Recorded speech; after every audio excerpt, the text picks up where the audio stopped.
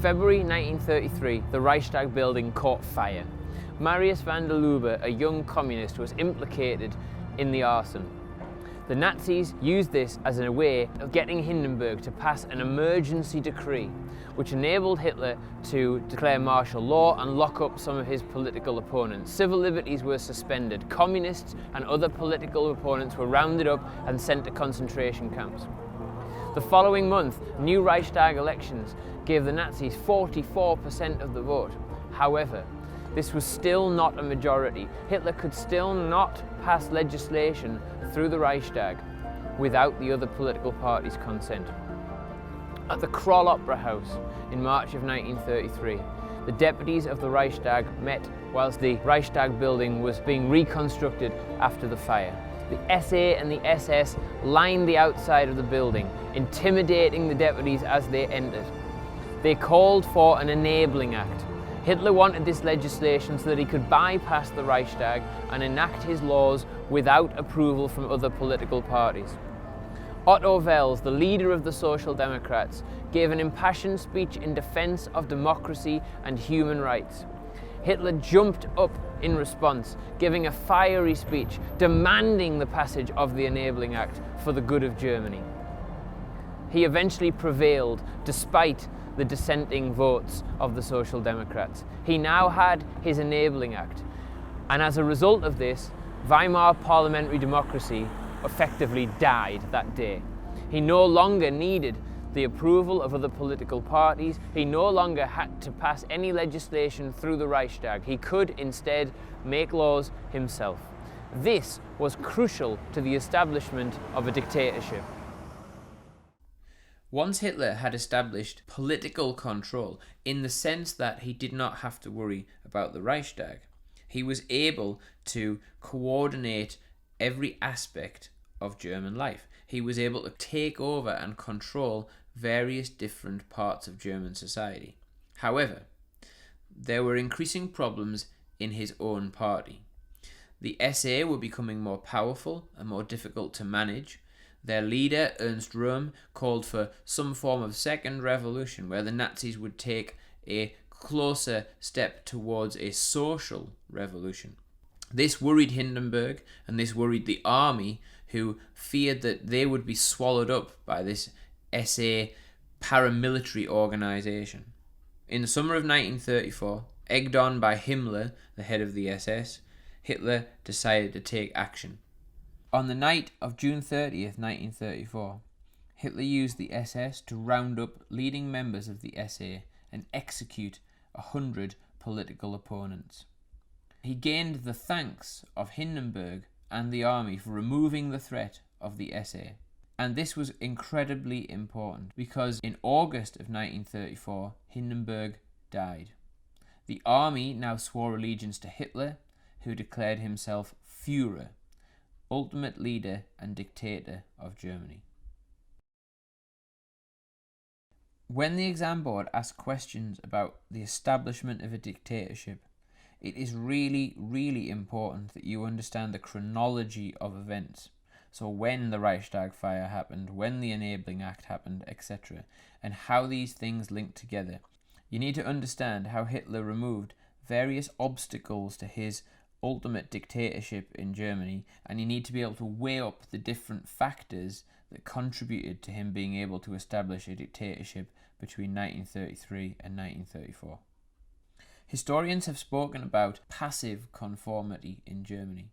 There was limited opposition, but it's difficult to assess exactly how many people actively supported the Nazis. This is because people had two demeanours. They had a public face and a private face. People feared expressing opposition openly amongst people who they did not trust, whereas in private they may be more candid about their opposition to the Nazis. So many people conformed passively through possibly an apathy or possibly just a desire to maintain their own safety. There were a few brave individuals, however, who did stand up to the Nazis, who openly opposed what Hitler and his party were doing. Martin Niemöller, for example, led the Confessional Church, a group of Protestants who criticised what the Nazis were doing to the Protestant religion in Germany. Cardinal Galen, the influential Catholic leader, spoke out about the Nazis' euthanasia policy that was killing mentally and physically disabled children. In fact, Galen was instrumental in the Nazis stopping this policy, as they feared the public support that Galen enjoyed as the leading Catholic figure of the region. Young people like Hans and Sophie Scholl, and the swing youth, the Edelweiss Pirates, also stood up against the Nazis' increased desire for young people to conform to Nazi ideology. The type of question that you may be asked about opposition or lack of or passive conformity will focus on how people opposed the Nazis, but also how successful they were. You need to consider the fact that individuals were often speaking on a particular issue. Individuals were working alone rather than as part of a group that were committed to opposing Nazi policies. Opposition to the Nazis was often fragmented, and this meant there wasn't a united voice against what Hitler was trying to do. You need to consider also why opposition was unsuccessful by looking at the role of propaganda and the role of terror in shaping people's reactions to Nazi policy.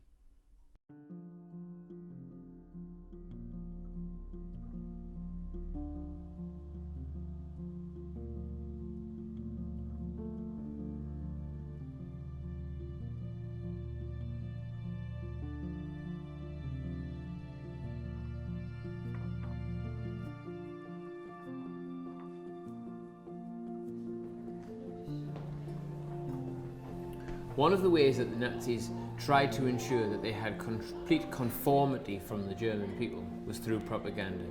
Goebbels, the propaganda minister, was a genius of the use of new audio and visual arts. The Nazis ensured that everybody had access to a radio, and Nazi messages were communicated through that medium on a regular basis. Not only did they ensure that people had access to a radio, but they also erected loudspeakers in public places, so that when Nazi messages were being listened to, people had to be aware of their response because of the others around them. Nobody could be sure of who was watching, whether or not they were lukewarm in their response to a Hitler speech or a Nazi message. Goebbels also used film and theatre to great effect. Leni Riefenstahl directed Triumph of the Will, and the Nazis' blockbuster propaganda efforts around the 1936 Olympics showcased the Aryan race and showcased Germany under the Nazis. In this way, the Nazis attempted to ensure that they had complete conformity from the German people. They relentlessly pursued the dissemination of their propaganda message in order to ensure that in every walk of German life, people could not escape Nazi messages. This bombardment of ideas was one of the Nazis' ways of ensuring that people could not escape Volksgemeinschaft.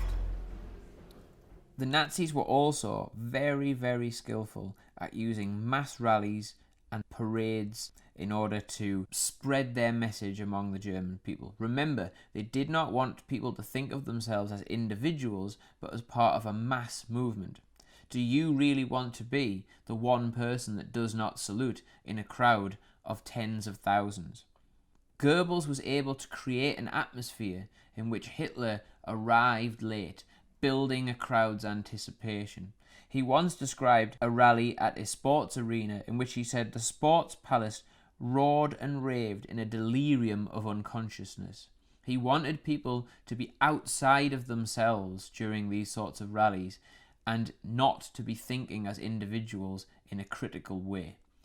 In this sense of theatre and spectacle and mass participation, the Nazis sought to ensure that people conformed and supported their ideas.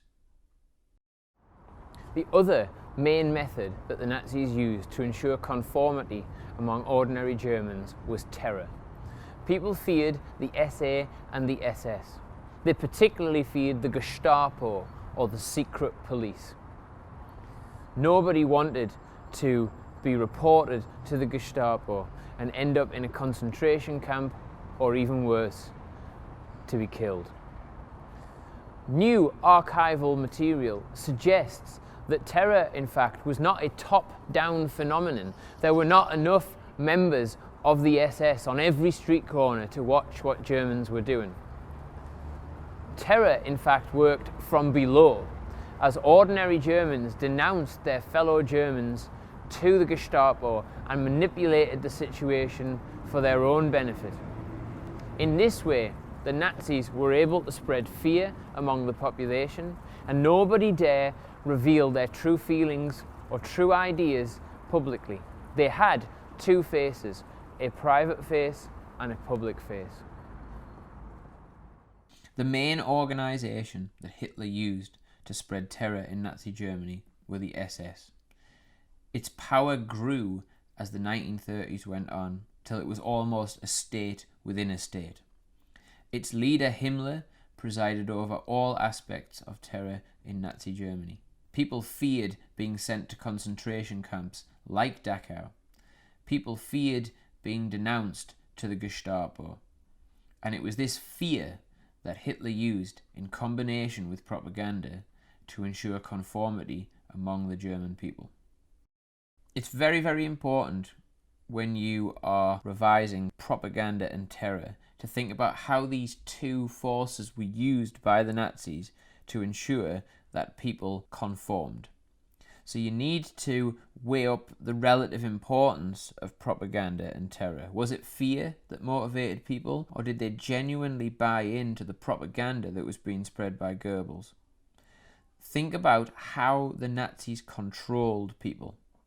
So yes, terror, yes, propaganda, but also think about the ways in which some of the policies that the Nazis had were popular. And therefore people supported the Nazis because of a particular policy or a particular idea that was important to them.